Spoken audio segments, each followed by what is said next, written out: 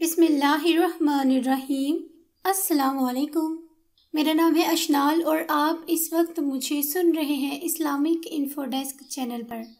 خواتین و حضرات، آج ہم بات کریں گے کہ تمام عبادات میں سے اللہ تعالیٰ نے صرف روزے ہی کو اپنے لیے خاص کیوں کیا؟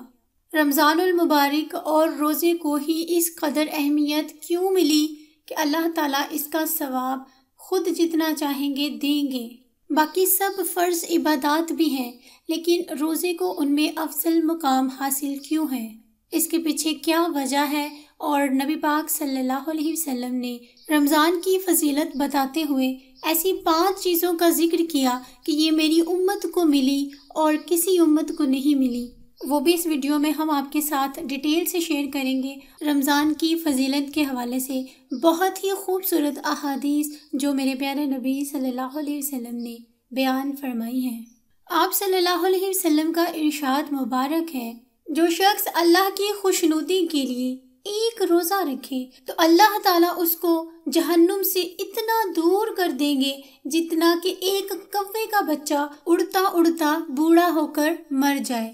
آپ کا ارشاد ہے کہ اللہ تعالیٰ فرماتا ہے، انسان کے ہر نیک عمل کا بدلہ 10 گنا سے لے کر 700 گنا تک دیا جاتا ہے، لیکن روزے کا بدلہ میں خود ہی عطا کروں گا کیونکہ وہ میرے لیے ہے۔ دوسری روایت کے مطابق ہے کہ میں خود ہی روزے کا بدلہ ہوں، لیکن دل میں خیال تو آتا ہے کہ صرف روزے کو ہی اتنا اعلیٰ مقام حاصل کیوں ہے؟ لازماً اس کے پیچھے بھی کوئی وجہ ہے جو تمام عبادات میں اسی کو اللہ تعالیٰ نے اپنے ساتھ مخصوص کیا، اور نہ صرف یہ بلکہ اس کے اجر و ثواب کو بھی اپنے ساتھ مخصوص کر لیا، اور اعلان کے ساتھ یہ فرمایا کہ ابن آدم کا روزے کے علاوہ ہر عمل اس کے لیے ہے، کیونکہ روزہ میرے لیے ہے اور اس کا اجر و ثواب میں ہی دوں گا۔ جب سارے اعمال اللہ تعالیٰ کے لیے ہی ہیں اور اس کا اجر و ثواب بھی اللہ نے ہی دینا ہے، لیکن روزے کی فضیلت اور اس کے اجر و ثواب کو مخصوص کرنے کی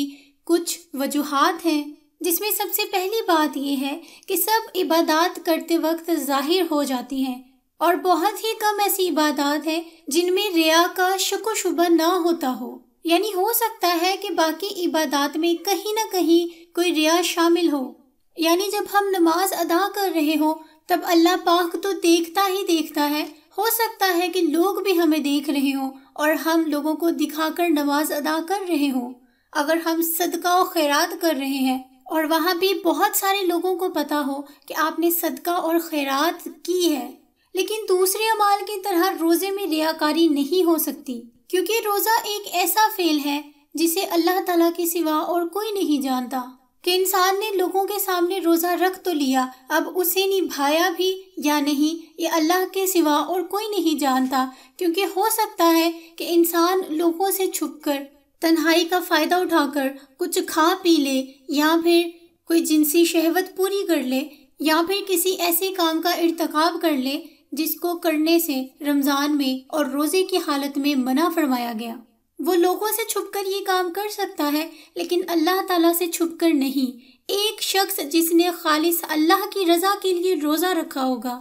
وہ تنہائی میں بھی ان باتوں سے اجتناب کرے گا جس سے اجتناب کرنے کا ہمیں حکم دیا گیا ہے، کیونکہ اسے بہتر طریقے سے پتا ہے کہ میرا روزہ اللہ کے لیے ہے اور وہ ہر بات سے باخبر ہے۔ یہی وجہ ہے کہ اللہ تعالیٰ نے روزے کو اپنی طرف خاص نسبت دی، اور اس کے انعام کے طور پر یہ فرمایا کہ اس کا اجر و ثواب میں جتنا چاہوں گا دوں گا۔ اب یہ اس لیے فرمایا کہ باقی عبادات کے اجر و ثواب کی مقدار تو پھر بھی واضح کر دی کہ 10 گنا سے لے کر 700 گنا تک ثواب دیا جائے گا، لیکن روزے کے بہتر اجر و ثواب کی مقدار کیا ہوگی یہ میں ہی جانتا ہوں اور میں ہی دوں گا۔ اور روزے کو باقی عبادات پر فضیلت کیوں حاصل ہے؟ جب اللہ نے خود ہی فرما دیا کہ روزہ میرے لیے ہے تو بس پھر یہی کہنا کافی ہے۔ روزہ اللہ تعالیٰ کے ساتھ اخلاص کا اظہار ہے،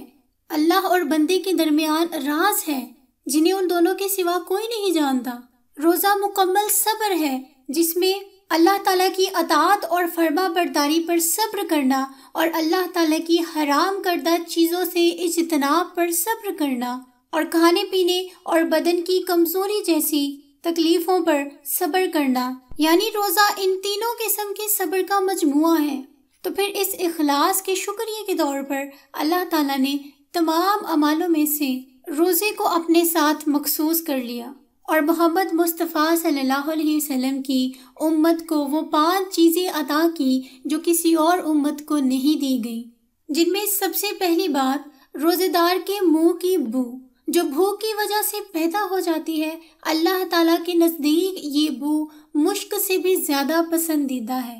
نمبر 2، ان کے لیے دریا کی مچھلیاں تک دعائیں مغفرت کرتی ہیں، جو سحری سے لے کر افطاری تک کرتی ہی رہتی ہیں۔ ہر روز جنت ان کے لیے سجائی جاتی ہے۔ نمبر 4، اس ماہ مبارک میں شیاطین کو قید کر دیا جاتا ہے۔ نمبر 5، رمضان کی آخری رات میں روزے داروں کی مغفرت کر دی جاتی ہے۔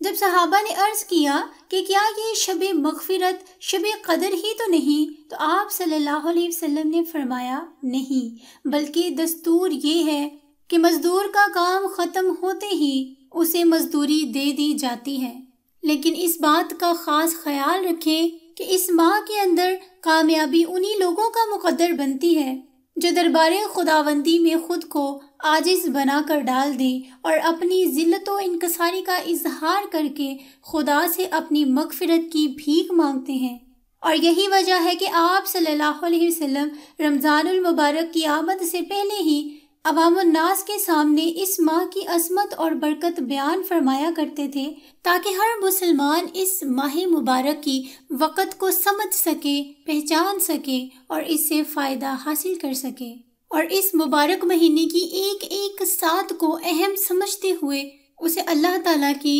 رضا کی خاطر گزاریں، کیونکہ اس ماہ مبارک میں ہر نیکی کا ثواب 70 گنا سے زیادہ بڑھا دیا جاتا ہے، اور اہل اسلام کے لیے جنت کے دروازے کھول دیے جاتے ہیں، دوزخ کے دروازے بند اور شیاطین کو پابند سلاسل کر دیا جاتا ہے، اور ہر روز ملائکہ کے ذریعے آواز لگوائی جاتی ہے کہ اے طالب خیر سامنے آ، اور متوجہ ہو اے طالب شر بس کر گناہوں سے، تائب ہو کر طاعت کر اور نیکی کی زندگی کو اختیار کر۔ ناظرین گرامی، رمضان المبارک کی تو اتنی برکتیں ہیں کہ آپ بیان کرنے بیٹھیں گے تو بیان ہی نہیں کر پائیں گے، اتنی رحمتیں اور برکتیں ملیں گی کہ سمیٹی نہیں جائیں گی۔ ضرورت صرف اس امر کی ہے کہ ہمیں اسے اس طرح سے گزارنا ہے جس طرح اللہ خوش ہو جائے اور جس طرح سے ہمیں گزارنے کا حکم دیا ہے۔ دعا ہے کہ اللہ پاک ہم سب کے لیے آسانیاں پیدا کرے اور ہمیں ہمارے اعمال درست کرنے کی توفیق عطا فرمائے۔ آج کی ویڈیو کے لیے بس اتنا ہی۔ انفارمیشن اگر آپ کو اچھی لگی ہو تو ویڈیو کو لائک کر دیں اور چینل کو سبسکرائب کر دیجیے۔ مجھے اگلی ویڈیو تک کے لیے اجازت، دعا میں یاد رکھیے گا۔ فی امان اللہ۔